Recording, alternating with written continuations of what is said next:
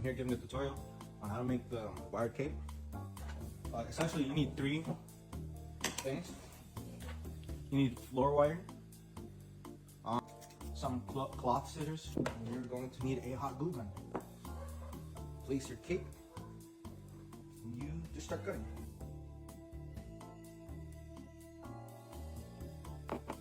You can obviously make it neater. You could do one-sided. You basically line them up against any type of plastic cape. They're roughly the same size. Or if you want a larger cape,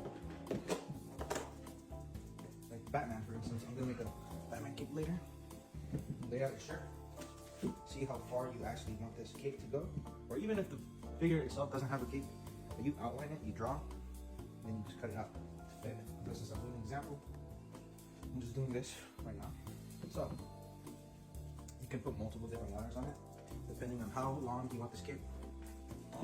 You simply grab your wire, unroll it out, measure the length. If you want a simple cape, you only do these two main sides. Don't worry about that bottom. So what you'll do is you'll bend these corners in order for your seams not to rip. So essentially, the issue with having exposed wire is that it can go through any cloth, like that.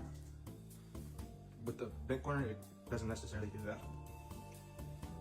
I'm gonna bend these corners. It also depends on where you start too. Let's say for instance, if your figure has a peg, you can make a small little hole here, indentation, take off the head, and you put it through there. Now you're gonna start your cloth here, and you're going to super glue the first corner. I'm gonna bend that down. Don't be afraid to trim because it could be longer and you want it sticking out. So I see right here it's too long. I'm just gonna trim a little off. And remember about that edge that I told you about. So I'm going to bend the corner. I'm going to place more super glue down. And this is where you actually start molding the cape. You bend the corners like this to hide the wire.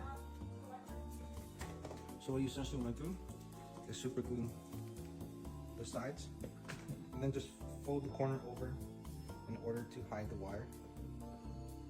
So as you can see, through here, starting to take shape and you're actually hiding that wire. This is how it looks from the other side.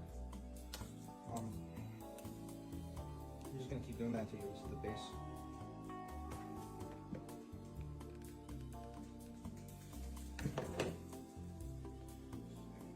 Take a large chunk and just do it. Obviously, you could do it neater. The more time you take, the better it will come. The Darth Vader one took me about an hour. So I folded that corner, and this part should be completely hidden now. You should see now it's stable.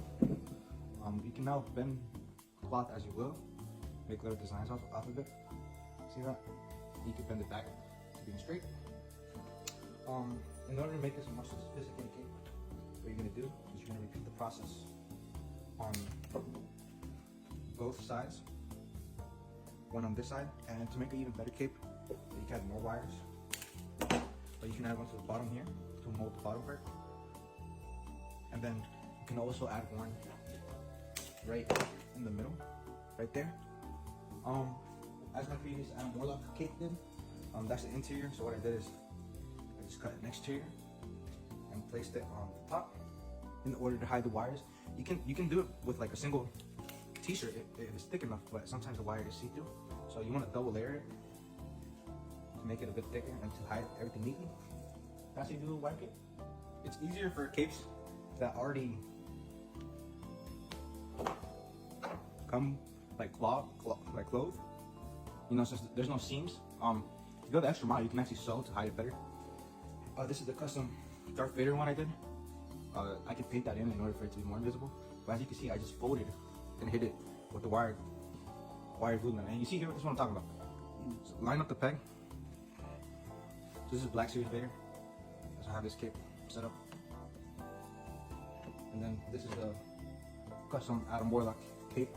that I made using shirts, triple wired, and in order to get rid of these lines, like you see here, you could grab a lighter and actually do the seams a little better.